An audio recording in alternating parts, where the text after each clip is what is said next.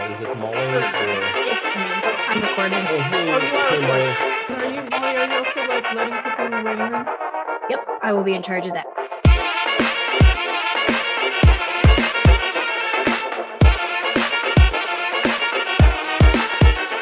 Bingo. Yeah, so for people who rolled in late, just, welcome back to Balkan Circle this year. We are going to go to every other week because of, the amount of time it takes for us to put this on, especially with our staff time. But we are going to do at least one in person per semester, and that one we will also be streaming. So it will always be online for our audiences. So we're really excited to welcome you guys back to Balkan Circle this year. I think we have a great lineup of speakers, and we're just really excited about the different conversations that are going to happen. We tried to do a good mix of geographic locations, time periods, and such, and topics this semester. So we did the best we could. We'll continue to build upon that and welcome both established scholars and younger scholars to the circle so that we can discuss new research on the Balkans. So we're really excited about that. So just to quickly introduce myself for people that don't know me, my name is Mary Newberger, and I am a professor of history here at UT Austin. I am also the director of our Center for Russian, East European, and Eurasian Studies, and the chair of Slavic and Eurasian Studies. And Kirill Avramov is my co-host. Do you want to introduce yourself, Kirill? Thank you very much, Mary. Always a huge excitement at the beginning of the season. We ended our last one with a live performance. And as you mentioned, we have fantastic lineup. Today we're starting with a super interesting guest, super interesting lecture. But my name is Kirill Avramov. I'm an assistant professor at the Department of Slavic and Eurasian Studies. I'm a political scientist and a proud co-host of Balkan Circle. It is our labor of love, and I'm so glad to see the comments that for some people, as Dan said, it is the highlight of the week. Believe me, Dan, it is the highlight for our week as well. Mary, back to you. Okay, well, it's my pleasure today to introduce our speaker. Her name is Dr. Iva Lučić, who's an associate professor of history at Uppsala University. She also holds a PhD from the same university. Her research focuses on modern Southeastern European history, East Central Europe. Her central research areas are work in nation and state building processes, political mobilization, religiosity as social practice during post-Habsburg transition and also the post-Ottoman transition in Southeastern Europe, and war in Bosnia and Herzegovina. So today she's speaking on Law of the Forest, early legal governance in Bosnia-Herzegovina during the inter-imperial transition between Ottoman and Austro-Hungarian rule 1878 to 1901. So take it away, Eva. We're excited to hear your talk today. Thank you very much. Hello, everyone. And thank you very much, Mary, for this kind introduction. I would also like to thank the organizers of the Balkan Circle for giving me the opportunity to present some of the results of my ongoing research project on forestry and forest use regulation. And I don't want to waste our time. I just want to start immediately, yes?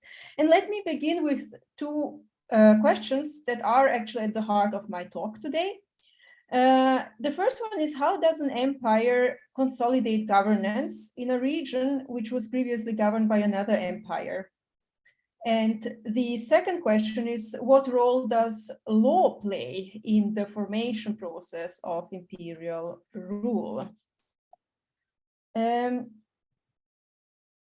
I would like to discuss with you these questions on the example of Bosnia and Herzegovina at the end of the 19th century and the beginning of the 20th century. In political and administrative terms, Bosnia was one of few regions that was governed by both the Ottoman and the Habsburg Empire during that period. In 1878, and following the Berlin Congress, this Ottoman province became occupied by Austro-Hungary. Now, Bosnia's occupation was at the same time Austro-Hungary's last territorial expansion. Legally, however, Bosnia remained under Ottoman sovereignty until 1908. So in practice, Bosnia came to constitute what I call a multiple empire space on Europe's political margins. Now, despite this rather complex political reality of multiple and overlapping imperial governances, the history of Bosnia under the Habsburg rule has long been treated within a singular imperial context. It is only recently that historians began engaging with the region's Ottoman legacy and conceptualizing it as a dynamic Ottoman-Habsburg borderland. Now we have the excellent work by Emily Greble, then Edin Haydarpašić, Leila Amzi Erdoğlar, but I would also like to mention two very important edited volumes on the post-Ottoman legal transition in Southeastern Europe. The first volume was edited by the renowned legal historian Michael Stolleis, also the former director of the Max Planck Institute for Legal History in Frankfurt. And the second volume edited by the legal historian Thomas Simon. Other important works have been written also by Bosnian colleagues like Mehmet Bečić or Fikret Karčić. Now, most of these works have analyzed the implementation of legal codes in terms of post-Ottoman transition or as a component of the Habsburg governance in Bosnia. Now, I would like to invite you to engage with slightly another perspective, one that does not take law or legal codes as a pre-given entity. Instead, I would like to present the results of the analysis of the very formation process of legal codes.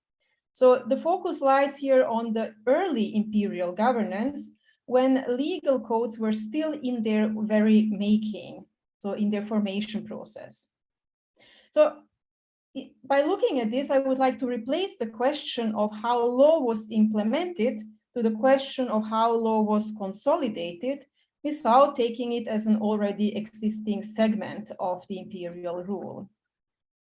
Now, this very formation process of legal codes emerged at the intersection of three separate but interrelated factors, namely the legal initiatives by the imperial state, then social bottom-up legal engagement, and the ecological or environmental context that could both enable but also hinder legal codification processes.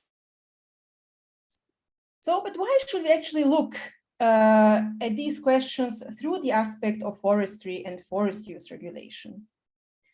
Because few other legal questions were as contested as the restructuring of forest management. Bosnia and Herzegovina hosted large forest resources. Over 50% of its territory were covered with forest lands, comprising beech, oak, elm, fir, and pine. Now, the higher altitudes had coniferous forests with a mixed forest zone in the mid-altitudes and broadleaf forests in the lowlands. Bosnia's forest lands are also spreading over 4 vegetational zones. In economic terms, and unlike the other parts of the monarchy, Bosnia was expected to become economically self-sustaining. Its administration was not supposed to cost the empire. Now, such a policy had an immense pressure on turning the newly occupied region into what I call an extractive periphery, where natural resources, including salt, bauxite, ore, and timber, became primary sources of state revenue. Bosnia became also a European resource frontier, especially in regard to timber exploitation. As Habsburg authorities expressed the ambition to secure state control over forests, they also introduced a major process of remaking these forests into a productive area. However, at the same time, the local and mainly agrarian population relied to a great degree on extensive forest use for daily sustainability. So conflicts emerged when interests started to clash between the local population, the imperial authorities, and foreign private companies. Most of these conflicts were now fought out in the legal realm. And it soon became clear, any active steps in forest policy by the Habsburg provincial government, the so-called Landesregierung, were conditioned also by the question of property relations. So Austria-Hungary's attempts to integrate Bosnia's forests within its own envisioned legal codification became very soon contested by Bosnia's local population. More important, the contesters were of different socioeconomic and religious background, including Muslim estate owners, as well as Christian peasants and sharecroppers. So such a constellation turned the legal arena into a zone of multiple encounters. Different interest groups entered the legal contact zone, where contrasting norms, but also epistemologies and perceptions of nature, and in our case forests, and the rights to access and use them started to clash. In most of the time, such conflicts were resolved through long-term negotiation processes. Now, having said that, to understand the legal codification process in terms of negotiation by no means implies that the different interest groups were of equal strength in these proceedings. As I intend to show, power relations in the legal realm were highly unequal, and yet all the people involved, including Muslim estate owners, Christian peasants, imperial administrators, legal scholars, had some kind of influence over the codification of law. Besides the local people's agency, there is this other aspect which my analysis pays special attention to when studying the codification process, and that is ecology or nature. So beside the human factors, there was also the forests as non-human factors that determined the law, especially the legal practice. Now, depending on what type of tree species or the very location of the forests, be it plains or in the less accessible mountainous areas, the implementation of the legal initiatives could vary in both time and in the commanding capacity of the law and on the local level. So in more general terms, I usually describe what I'm trying to do as an environmental history of imperial law.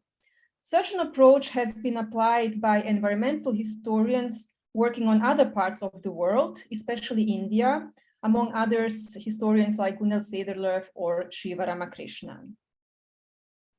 Besides the centrality of a legal aspect, forestry in Habsburg Bosnia had major transformative effects on the local society.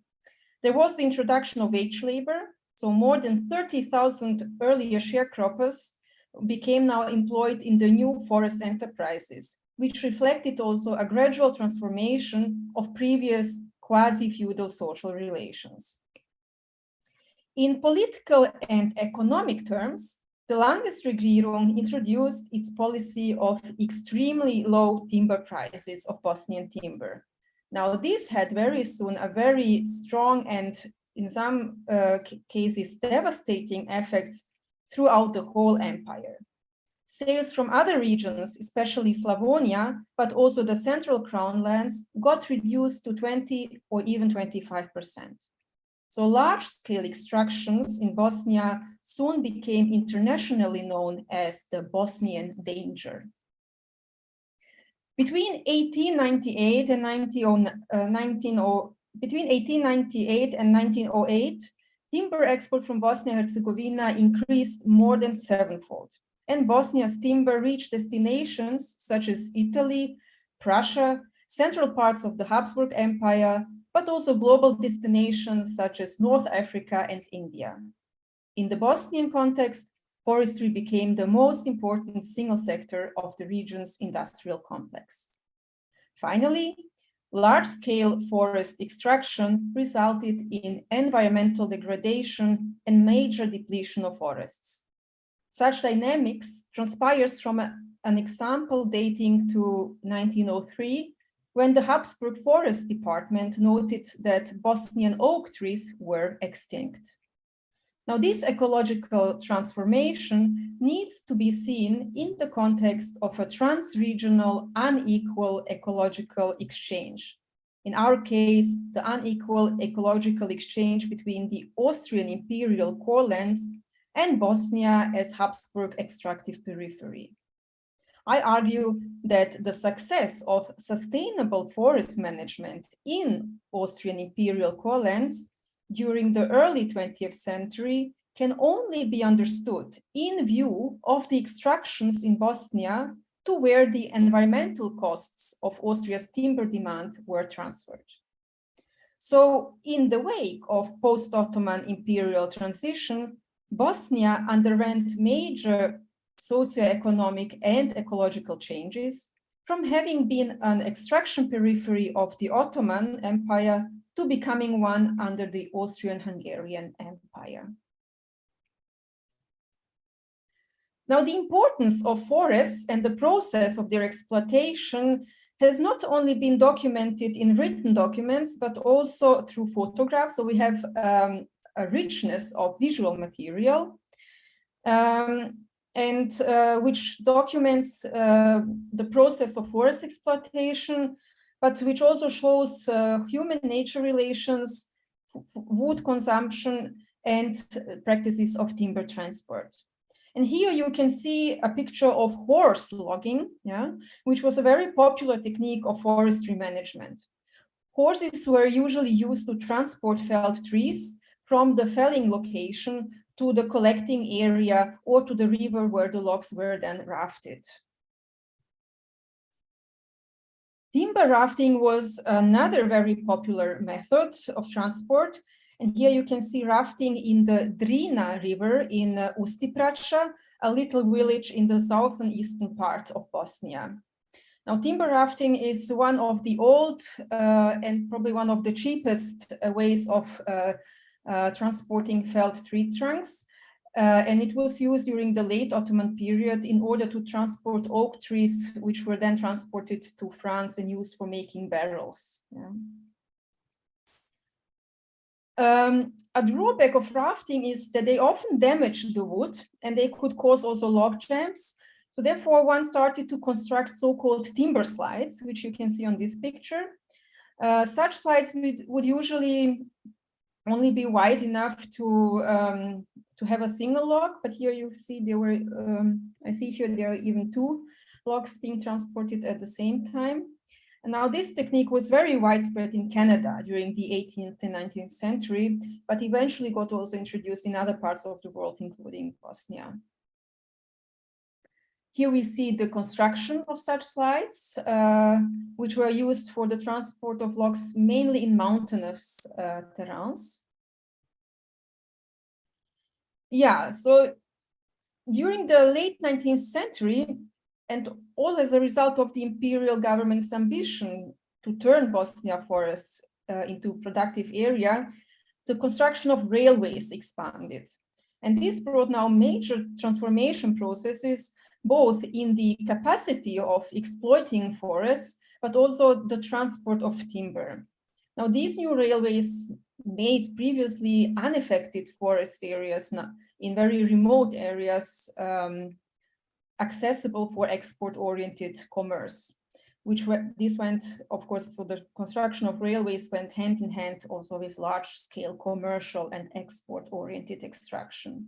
And here we can see the timber transport by railway in Ostrelj, close to Bosanski Petrovec in the northeastern part of Bosnia. Here, local people working on the construction of forest railways in Sjetlina. Most of these forest railways were financed by private companies that were also engaged in forest exploitation. Here, a transportation of a log on such a forest railway. Yeah. And here another timber felling scene. This one was taken in Lunjevača mountain, close to Drvar, where the Bavarian contractor Otto Steinbeiß established Bosnia's biggest logging company. His numerous long-term extraction contracts covered the triangle Drvar, Jajce, Dobrlin in the Kreis of Banja Luka, Travnik, and BiH, a vast area of 45,000 hectares that contains some, 18 million cubic meter of usable wood. So we talk about really large-scale extractions. Steinbeiß had numerous sawmills, but he built also 375 kilometers long railway connecting his holdings with Banja Luka line, with the railroad leading to Trieste, Fiume, so Austria, also to Germany, and in the south with the port of Šibenik, which was a very important and central port for the export of Bosnian timber. And here we can see the construction of, I think it was coffins, yeah. So timber was not only exported as raw material, but also you had also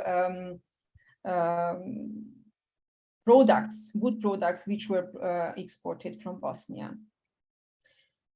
Now, such a large-scale exploitation of forests was nothing unique, actually, in Bosnia in the context of Habsburg imperial space. On the contrary, there were many other regions like Galicia or Bukovina or Slavonia, which were rich in forest lands and which underwent similar commercial-based extraction processes. However, what was unique to Bosnia in the Habsburg imperial context was the legal framework that regulated ownership and usage rights of forest lands. Now, these legal frameworks were marked by a dynamic interrelationship or interpenetration of three legal repertoires: customary law, Ottoman legal codes, including Islamic jurisprudence, and the legal repertoire of the Tanzimat reform, and then mainly legal codes from the Austrian half of the dual monarchy. So yeah, here I have this graph which kind of should visualize this interaction. However, it is important to emphasize that the interaction between these three legal traditions changed over time during the early Habsburg governance. So in other words, the integrity of these three legal systems was constantly renegotiated, and it could vary. So the multiple empire space during the 19th century had also direct impact on the making of the legal arena in Bosnia, as it became shaped by legal pluralism and multi-normativity. Now, generally speaking, there is this curious case of marginalization of the Habsburg Empire when we read the literature on legal pluralism in global imperial histories. Yeah, I mean, most of the time it is either the British Empire or the Spanish Empire which take the central stage. Yeah. I have a question. I'm now listening to this thing. I thought now that my Dr. Lahar was on, but I don't know if I missed her. Okay, so who's talking, and can we mute them? Out the academic excellence awards. Yes. Okay. At the end of the year. Oh wait, hang on. I see who it is. I'm so sorry. I just muted that person. Yeah. So go ahead. Yes, thank you very much. Yeah. So as I mentioned, so there is this curious case of the marginalization of the Habsburg Empire in the literature on imperial legal pluralism. Now that might give a rather distorted picture, yeah, because Habsburg Empire was at least equally marked by legal pluralism as any other polity at that time. Already in the 19th century, the legal sociologist Eugen Ehrlich, who was mainly working on Habsburg Galicia, observed parallel practices of two conflicting legal regimes, the Austrian official law and the local legal customs in Galicia. He also introduced the term of living law and called to acknowledge the law-creating role of customs. So Habsburg Empire was as plural as other empires. But if we zoom in on Bosnia, then we encounter not only legal pluralism, but also a very unusual shape of legal pluralism in which the Habsburg legal system encountered and interacted with customary law of the region, but also with Islamic jurisprudence and the late Ottoman legal repertoire. So studying the case of Habsburg Bosnia becomes relevant as it characterizes a very specific type of legal pluralism, which in that form was not present in any other region of the Habsburg Empire. But what do we learn from studying forestry then as a legal entity? To turn Bosnia into an extractive periphery did not happen overnight. It was a process in which, as I said earlier, the legal sphere had a central role. At the heart of the Habsburg legal politics were two interrelated rights in forests, which spurred also two different conflicts. The first one was the definition and demarcation of state forests versus private forests.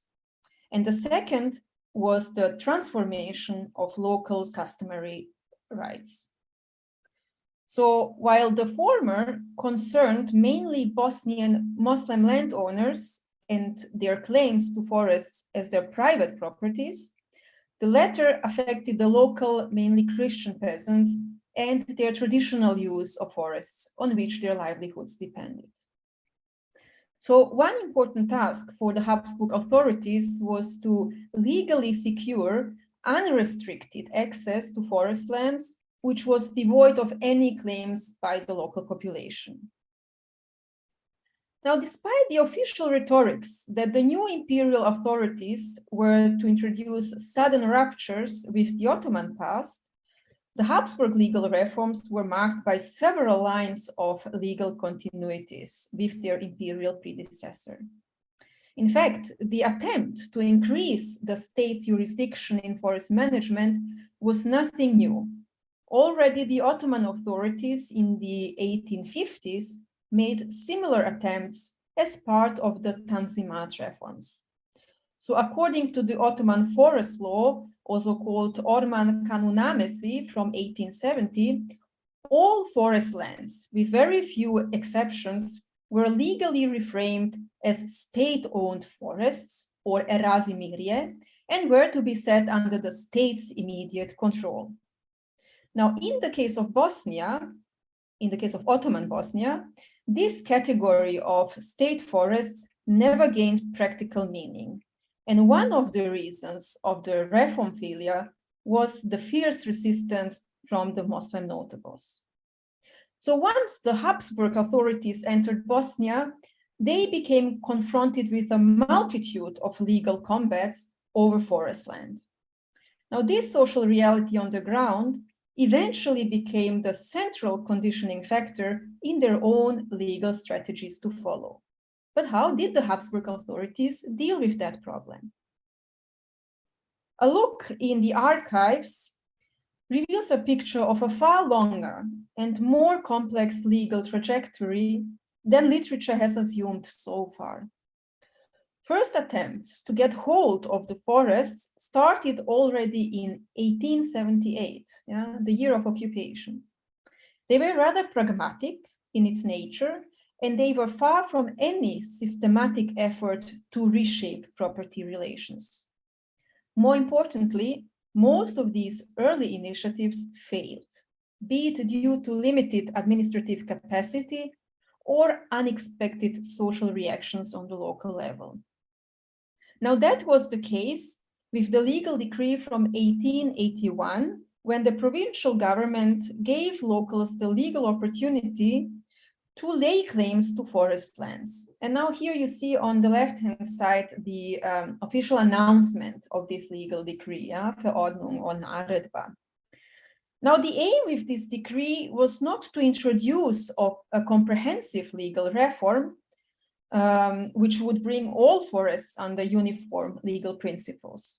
Such a systematic undertaking would have required a well-developed administrative apparatus, something which at that moment was not present. The legal approach was fragmented. The legal approach in 1881 was fragmented because it was also geographically restricted, and more importantly, it was ecologically conditioned. So the decree was to be applied only in those regions that contained high quality timber, especially oak, that could attract timber merchants' interests. Yeah, that was one aspect. So high quality timber. And the second, it would apply to regions whose forests were easily accessible, since railway infrastructure was still missing at that time. Yeah. So from the perspective of the Landesregierung, the decree was to legally protect it from any potential compensation payments to the Bosnian estate owners who might have laid ownership claims to those forest lands that were intended for exploitation. Now, if we take a look at the implementation process of this decree, we see that it took a rather unexpected path. Forest areas that were chosen by the Forest Department for exploitation very soon turned into contested zones and had to be negotiated in the courtroom. In this legal arena, the local power holders soon seized the opportunity to prove their own rights in forest lands. What followed were numerous petitions by the local Muslim nobles, and far more than the authorities expected to receive. As a legal proof to their rights in forests, the local notables mobilized usually Ottoman title deeds, so-called tapu. And here you can see a picture of such an Ottoman title deed, and this is a specific title deed for forests. Yeah, so there were specific forest tapus. Yeah. In case they did not show a tapu, so in case they did not have a tapu, the Muslim claims on the legal principle, the Muslim estate owners would base their claims on the legal principle of ab antiquo, which they usually supported with the testimony of a group of witnesses. Now, such bottom-up engagement with the local courts introduced several years-long legal negotiations between the Landesregierung and the Muslim elite. Moreover, they turned the court proceedings into a space of legal pluralism, where Austrian legal officials were now confronted with the task to legally validate Ottoman documents on usage and ownership rights to forests. More importantly, most of these legal combats resulted in outcomes to the advantage of the Muslim landowners. Now, I argue that one major reason for this outcome, unexpected outcome, was the fact that these disputes appeared during the early phase of the Habsburg rule, which was marked by legal and political uncertainties of a still unsettled governance. This not only opened a wider space for negotiation between the different interest groups, but it made also the legal sphere a laboratory where multiple and often conflicting norms could coexist. Now, parallel to these legal combats with the state owners, the Landesregierung issued another legal initiative that aimed now to legally reshape the customary usage of forests. That legal process had a rather different dynamic compared to the first one. Now, the legal reshaping of customary rights and traditionally forest use was marked by two major aspects. The first one was the conceptual shift from Ottoman to mainly Austrian legal categories. So the pre-existing Ottoman legal tesarruf or usufruct became legally translated into the Austrian equivalents, namely the Waldservitut or forest servitude. The second aspect regarded the gradual shift in legal norms from acknowledging the rights of the usufruct towards successively criminalizing and punishing excesses in forest utilization. Here, Habsburg lawmakers, when discussing the reshaping of customary rights, referred mainly to the Ottoman Forest Use Regulation, which I already mentioned, the Orman Kanunamesi, but they also engaged with the local forest customs. Now, the central challenge in the legal translation was the fact that the Ottoman and the Austrian legal systems departed from very different notions of what constituted usage rights in forests. The Ottoman regulation basically preserved commons in terms of unrestricted access to forests, be it forests on abundant lands, arazi metruke, or communal forests, the baltaliks, meadows, so-called mera, or pastures, otlak. All these forest lands, the Ottoman legal code considered as inalienable public good, which was to serve the primacy of public interest. In the Austrian half of the monarchy, many common rights disappeared in the aftermath of the 1853 abolition and regulation of the servitude rights, so-called Servitutenrecht.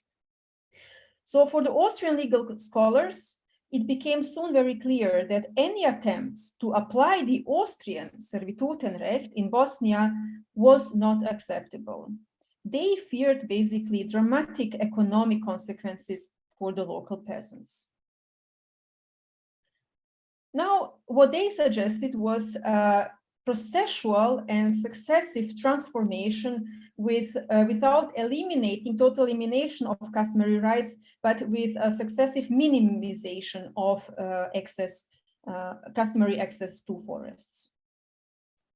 Now, if we go in the archives, we can read numerous court reports where peasants were blamed for violations of the forestry law. Here, felling healthy trees appeared to be the most frequent violation, which the peasants justified by arguing that there were simply no trees lying on the ground. Now, in contrast to the court files on private ownership rights, these trials on peasants were often very short. Details are scarce, and the perspective of the local population often very difficult to discern. However, the very fact that the trials took place suggests that the peasants did not have the same legal means as the Muslim notables. Now, having said that, it does not mean that the peasants were entirely politically helpless. The weapon of the weak was often the simple continuation of traditional usage practices, which frequently proved impossible to police. Legal cases regarding the Forstfrevel were not only protracted, but they also required concrete evidence, which was usually difficult to obtain. Many infractions remained unreported, with the locals simply carrying on their practices. Sometimes peasants chose also to directly confront the local administration and to express their discontent about the mismanagement or the disregard of their ancient rights, which were so well preserved under the Ottoman Empire. So this is important, that also Christian peasants refer to Ottoman legal practices to which the customs were so central. Yeah? The remolding of customary rights turned a very difficult task, which remained unresolved until the empire's dissolution. Now, even though most of these early attempts, which I presented here, even though they failed, they are of crucial importance for understanding the consolidation process of legal codes that eventually got established. Because it was exactly these failures that propelled also a series of changes in the government's approach to the regulation of forest ownership rights. It was after these failures that the Landesregierung decided that all its legal reforms were now to rely on a cadastral survey, and all property relations were now to be stabilized by means of a land register. Now, one thing which is not so well known is that the introduction of a land register in Bosnia was a highly contested issue. Its introduction was preceded by long discussions among legal scholars, but also politicians from the empire. Two opposing positions were built around the questions of to what extent Bosnian society had reached social and legal maturity for a legal transplant of the land register. According to its opponents, the Ottoman legal repertoire and the social and economic conditions in the country were incompatible with the land registration in all its legal complexity. One of the fiercest proponents of this line of thought was Alois von Pražák, who served also as the Ministry of Justice in the Empire. Now, in contrast to this position, the proponents believed in a legal compatibility.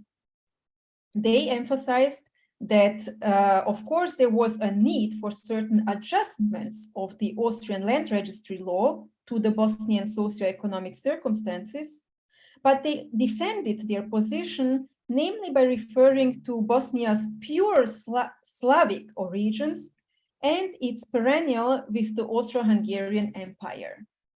One of the fiercest proponents of this position was Benjamin Kalai, also the finance minister.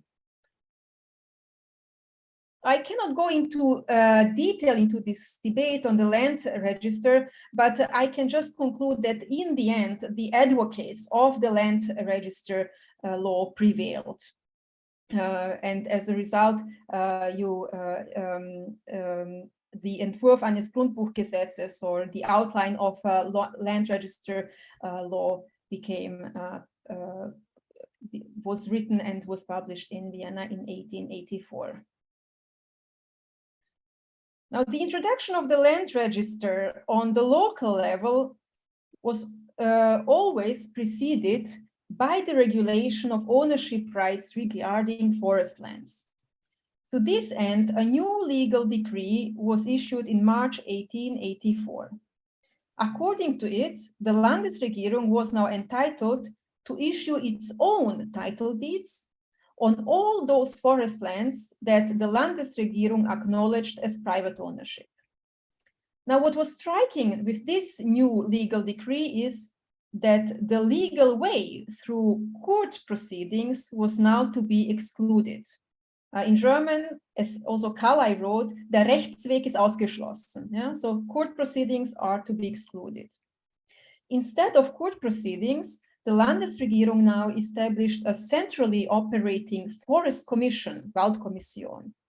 Its major purpose was to legally validate submitted claims to private ownership of forests and usage rights. So unlike the 1881 initiative, where legal pluralism mainly resulted from the bottom-up legal engagements, this time it derived also from the Habsburg authorities and their active engagement with the Ottoman legal system. The land register, namely, represented a multi-normative legal sphere that incorporated both elements of the Tanzimat legal system and the land register as a legal institution deriving from the mainly Austrian legal culture. However, the imperial employment of the Ottoman norms was rather selective and uneven. Not only did the Habsburg authorities strategically mobilize certain Ottoman legal norms, but they also modified them according to their own political and economic interests. One of the most important legal revisions concerned the type of rights which were granted to the individuals and which were to be sealed through the entry of the land register. Now, according to the Ottoman legal system, a tapu was a record of transfer that granted a private person only leasehold rights in forests. Yeah? But these forests, de jure, belonged to the sovereign that was seen as the absolute owner and authority. Now, the Landesregierung converted now these usage rights or leasehold rights into absolute private ownership rights. Thus, they granted full ownership to the private person with no longer legal interference by the sovereign. So once approved by the Commission, the forest property rights bureaucratically materialize in form of a new tapu, so-called tapia, which you can see here on the right-hand side, which now was issued by the Habsburg imperial state. How do we explain these major concessions?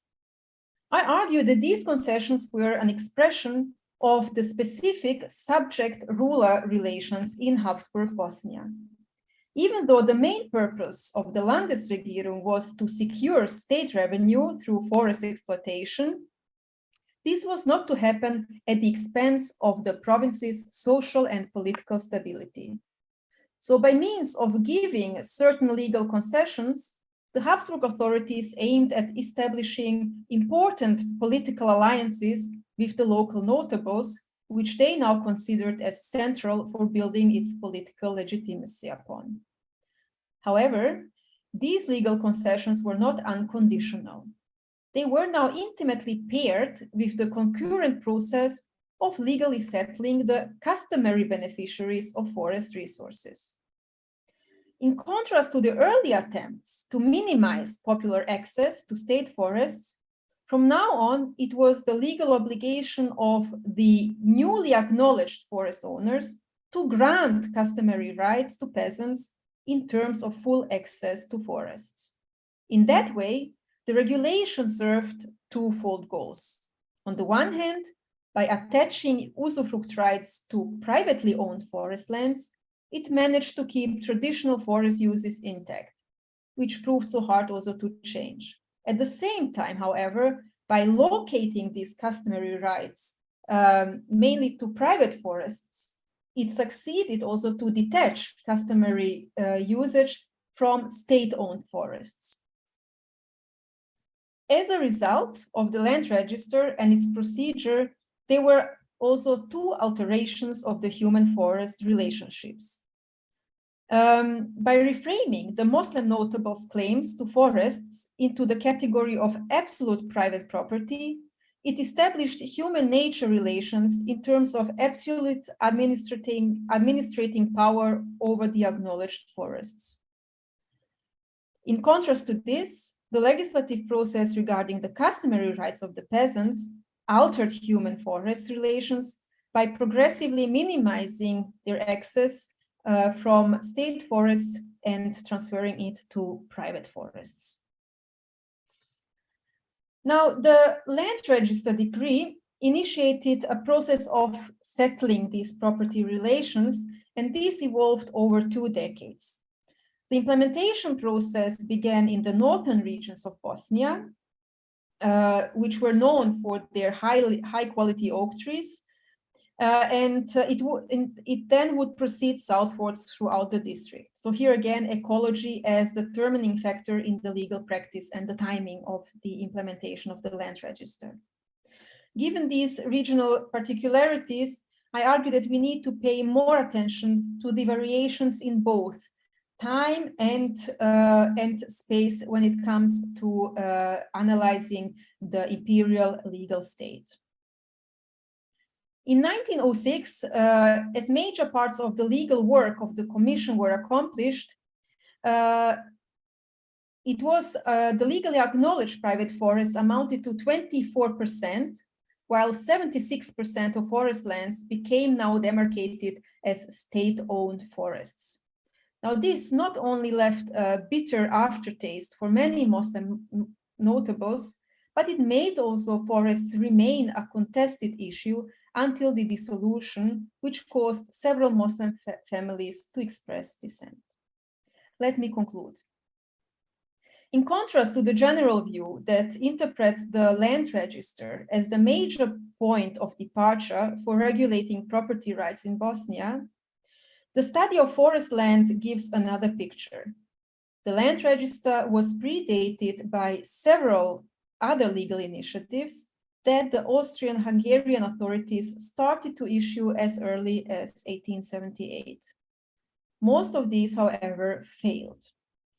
In the light now of these findings, the land register represents the result end rather than the starting point of major reforms of property regulation. In regard to the aspect of inter-imperial transition, the case of forest regulation shows that Habsburg governance was marked by Ottoman legacies. However, these Ottoman legacies were not evolving in a vacuum. They were chosen selectively based on political and economic interests of the different parties. subject-ruler relations were another important factor that shaped the integrity of Ottoman legal repertoire in the post-Ottoman context. Numerous studies argue that the maintenance of the Ottoman and Islamic jurisprudence was carried out by the Muslim part of the population in order to preserve their political and legal autonomy. In contrast to this perspective, this study shows the study of forest use regulation offers another social and legal reality, a reality in which also the Habsburg imperial state and the local population, including Christian peasants, mobilized these Ottoman legal repertoires for pursuing their specific economic and political interests. So the emerging multinormativity evolved at the intersection of Muslim as well as Christian local populations' legal engagements and the imperial state-led legal initiatives. Finally, as time passed, the integrity of Ottoman legal regime weakened as it became more and more adapted to the Austrian legal repertoire. For the legal sphere, this meant that the arena narrowed spaces of engagement, especially for peasants that were relying on their Ottoman customary uses of forest law. Thus, the interaction of legal norms evolved over time, and by doing so, it changed in its shape. Thank you very much. You have to unmute to clap. Eva, do you want to stop sharing so that we can see people a little better? Yes. There we go. Well, thank you so much for this fascinating talk. I mean, your research is incredibly detailed, and I'm just impressed by the sources that you dug into to come up with this very interesting talk. So I wanted to open it up to questions. There's also some people going back and forth in the chat that we could refer to, but right off the bat, are there any questions from the audience?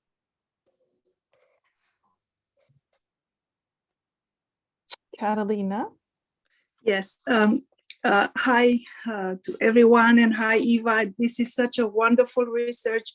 I also research property rights in connection to the Muslim community of Dobruja, which is in southeastern Romania at the moment, and had been a province of the Ottoman Empire for 400 years.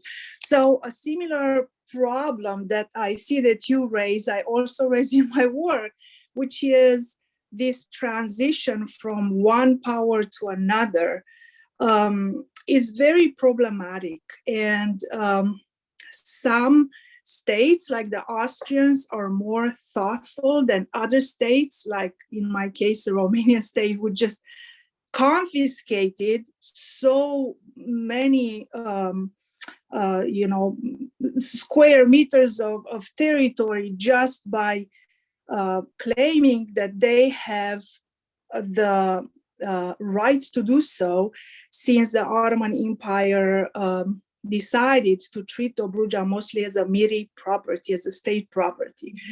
But here the question is, in my case, that when the Romanians took over and had to deal with the Muslim landowners in Dobruja, they had to do so in local courts in the Dobruja region, but also through Istanbul, through all kinds of consuls and ambassadors. So the diplomatic aspect of this was massive in my case. And, many Muslim landowners won their property rights, their forests back, but so many more lost them for good. So I wonder, what is the diplomatic dimension of your work? If there was any effort that went through Istanbul and that was so important, so vital to deciding the rights of the landowners in Bosnia. Mm-hmm. And congratulations for your trans-regional, transnational approach of your work, which we should all do such a work in studying the transition from empire to state or empire to empire in the region. So congratulations. Thank you.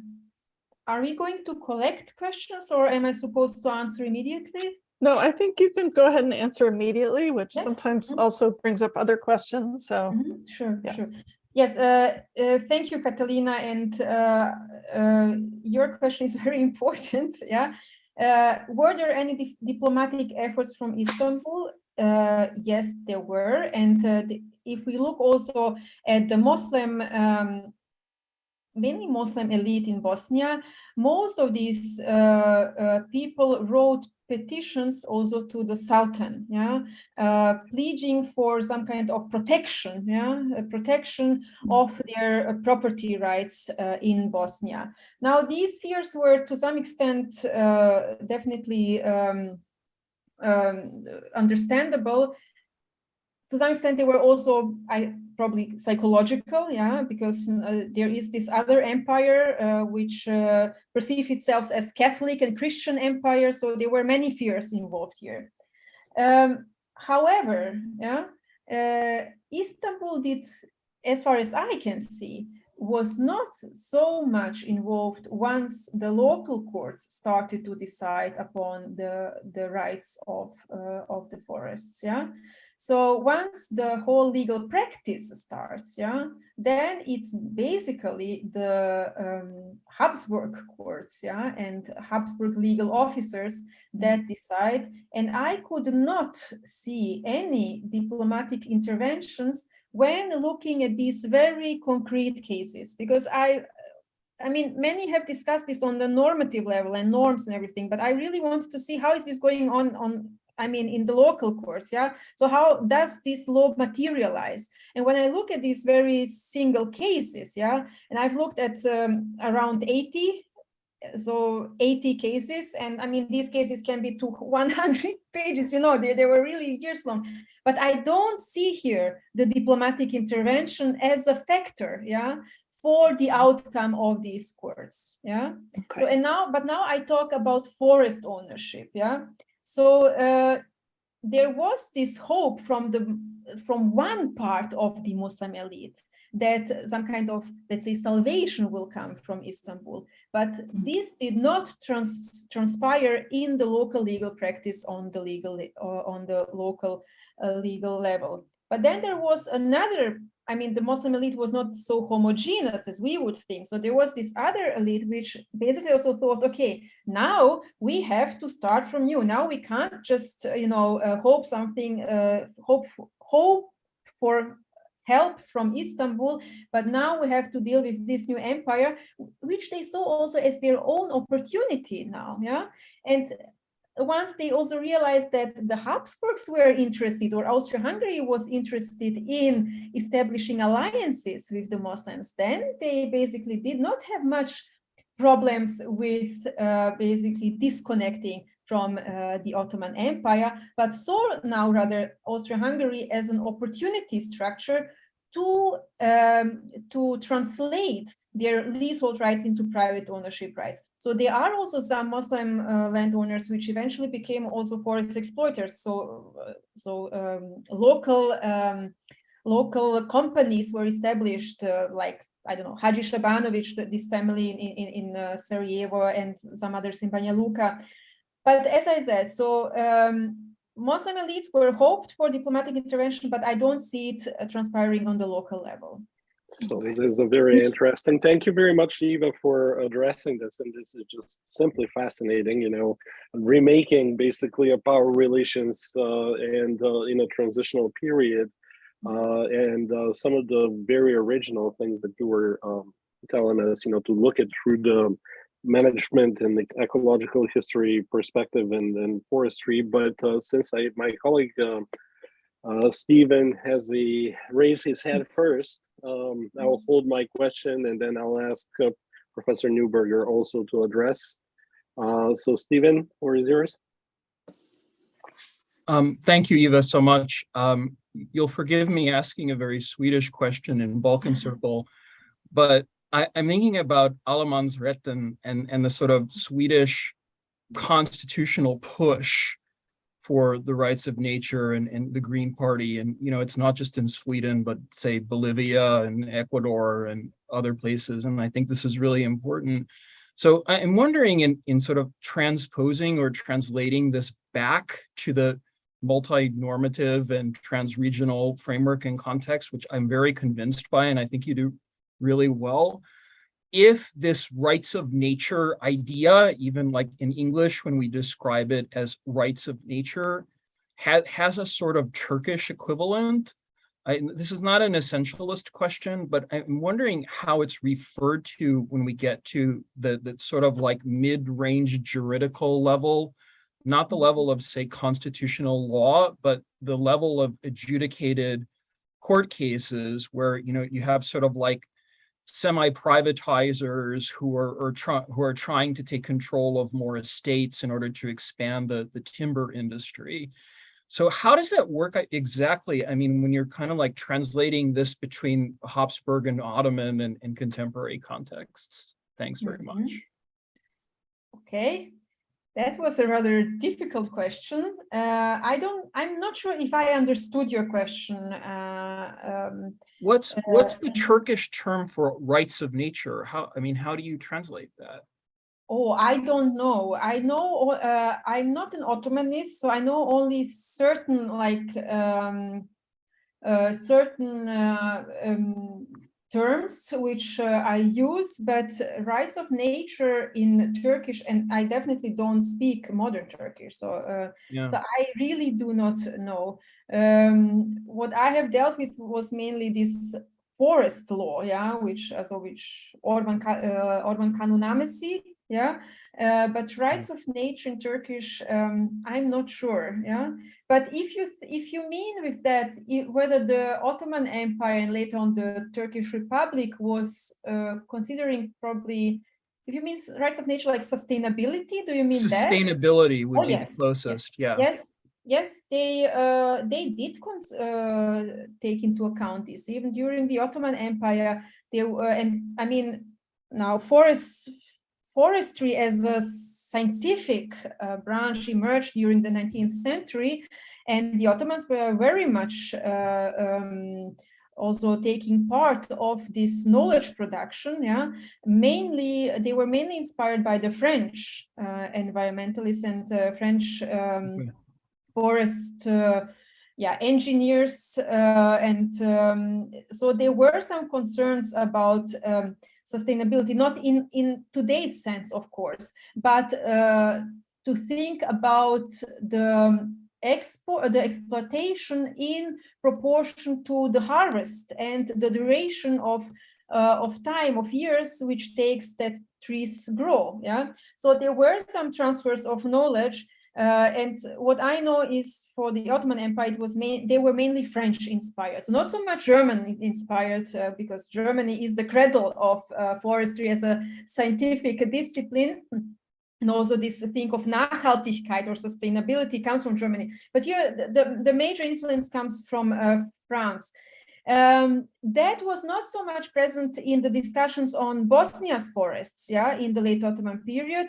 Because here the diplomacy played a very important role. Here the major issue was that the Ottomans wanted to get rid of the local Muslims' commercial contacts with Habsburg merchants. So the Muslim elite in Bosnia during the late Ottoman Empire had private contacts with many merchants coming from mainly, neighboring regions, in Habsburg Croatia, and that was something which the Ottomans really did not like. So that's why also, especially during the Tanzimat reform. So what they want is basically to cut these contacts, and here the diplomacy starts to play a role. Not so much by the Ottomans, but the Habsburgs, And there the Habsburgs start to intervene. Then you have people being sent to Istanbul, looking to how serious are the Ottomans actually with their reforms in Bosnia. Should we be concerned or not? We have to protect our own subjects. So this is actually, I'm working currently on this case. It's really like a detective story, and you could make a movie out of it. But on the general Ottoman Empire level, there was concern about sustainability. And there it is Selçuk Dursun from METU, Middle Eastern Technical University, who has researched this, and he has a wonderful dissertation written on that. So Selçuk Dursun is the person, if you're interested, on the general Ottoman level. In Bosnia, these rights of nature during the late Ottoman period, I have not encountered them. Thank you. It's really helpful. I appreciate it. Okay, I have a couple of questions. I guess one, I'm also thinking of kind of the Bulgarian context post Treaty Berlin, and how part of the treaties Treaty Berlin was that Muslim landowners could reclaim their land. So this is in the context of people who had fled during the war, and that, you know, they'd be able to return. I don't know if that was as much of an issue in Bosnia, you know, from, you know, people having fled during unrest, or were there people who fled once it was turned over to the Habsburgs, like not wanting to live in the Habsburg Empire. But that was one of the biggest issues was, and because many of them, as Catalina was saying, were not able to reclaim their lands actually. And I'm not sure if that had to do with the kinds of deeds they had or didn't have, because how do you prove it's yours? You know, or if there are other issues, but I'm just wondering if those kind of issues came up there. And then I have a couple of related questions. I'm wondering if religiously endowed lands or vakuf lands were part of the conversation, or if those were somehow sort of separate. And then third question is, when you talk about local courts, are you talking about Sharia courts? And if so, like how long were those sort of maintained in the Habsburg Empire? Because I mean, in Bulgaria, they were in place until after World War II. But their jurisdiction was you know, very minimal by that time. Yeah, like, so it was getting less and less. So was this a point of inflection in terms of jurisdiction for them as well? Yes, thank you very much, Mary. Great questions. Yes, there were cases of Muslim people who fled after the occupation, who fled basically to the Ottoman Empire, yeah, who tried to reclaim their lands during a later period. But here the issue was of citizenship and who was a citizen, yeah. And in Bosnia that was not so clear, yeah. So people who fled Bosnia but did not return until, I think, was it 1882 or something, were no longer entitled to reclaim any lands. Yeah, so that is something which was the case with those people, so who fled, yeah, after the occupation. Sharia courts remained, but they were only their jurisdiction was narrowed down to basically family law. Yeah, divorces, for example, were dealt by Sharia courts, but not property issues. All property relations and all questions of property issues were dealt by the local courts, and these were the Habsburg Imperial local courts. So Sharia courts did not have any saying here. Yeah. The vakufs did have forests, and in fact, I'm working currently on this chapter about the Erazi Mevkufe, so the forests of the pious foundations. In Bosnia, there were only Muslim vakufs, not Christian vakufs, like, for example, in, I don't know, in Palestine or wherever, so during the late Ottoman Empire, so only Muslim vakufs. And even the questions of these forest lands were to be dealt in the Habsburg courts, or the local courts issued by the Landesregierung. Here we have to distinguish whether the vakuf forest was a forest which was given by the state, yeah, or if this forest was a real vakuf forest. So there were two different vakuf categories. And depending on what category, so if this vacu forest was given by the state through a vakufname, then it was transferred into Erazimiri, into state forests. Yeah, so huge amount of forest lands of the Paris foundations got reclaimed by Austria-Hungary. Yeah.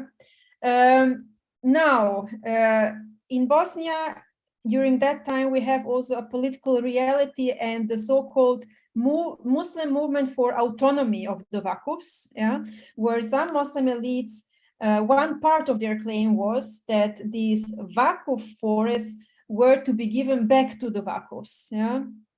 So one of the largest Vakufs was the Gazi Husrev base Vakuf that had a large amount of forests in the region of Teşan. Yeah? Now these forests, and now that is interesting. These forests were Vakuf forests, yeah, but any questions about economic management of the forest were to be dealt with the Landesregierung or the forest department, yeah. So the Vakuf as an organization could deal with, for example, delimiting who had customary access to its forest lands. Yeah, so they could say this village can still have forest, can collect timber, and this village. But what they could not do without the permission of the imperial state apparatus is to engage in any exploitation of these forests. Yeah, so what become now this case which I'm analyzing currently is that the Vakuf as an organization initiates at a certain period of time, initiates a conversation with the Landesregierung, asking them if they can regulate the customary rights on the Vakuf forests, yeah, because there is some trouble. And what the Vakuf as organization says to the Landesregierung is this: okay, we make a deal, we will grant customary rights to all the villages surrounding the Vakuf forest in Teşan, because the Landesregierung did not want any customary rights on their state forests, yeah? So they wanted to get rid of the customary rights. So they say, okay, we give the customary rights, yeah, but we have so much forest, you grant us now to engage with large-scale exploitation, yeah? So, and there is this deal, yeah? This is very interesting. This Vakuf forest, yeah, this is this multiple administration, legal administration, which is multi-layered. So who can administer what? And then the whole interaction starts, yeah? Well, thank you very much. Fascinating. Well, thank you very much, Mary, for the questions.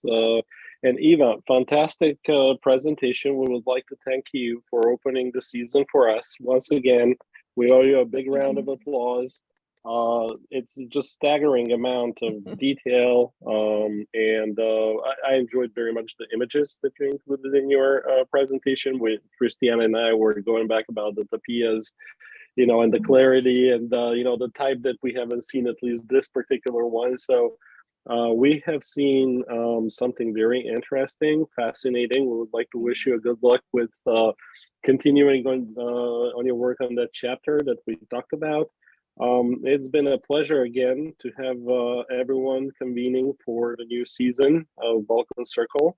And looking forward, let me just remind that as bi-weekly, it means that it's not next week, but the week after, that we will be having online session again. So thank you for setting up the bar so high so that everyone else now, you know, has to, thank you very much, on the schedule, has to match and perform and keep the audience just as you did late in the evening, and see here, as I said, you know, evening or noon. And for some, I don't know whether we have somebody who is in the morning. So Iva, thank you very much. We do appreciate it. Thank you very much. It was a great pleasure. Thank you very much. Yeah, thank you. Thank you. Thank you, Iva. Bye-bye. Bye. Bye, everyone.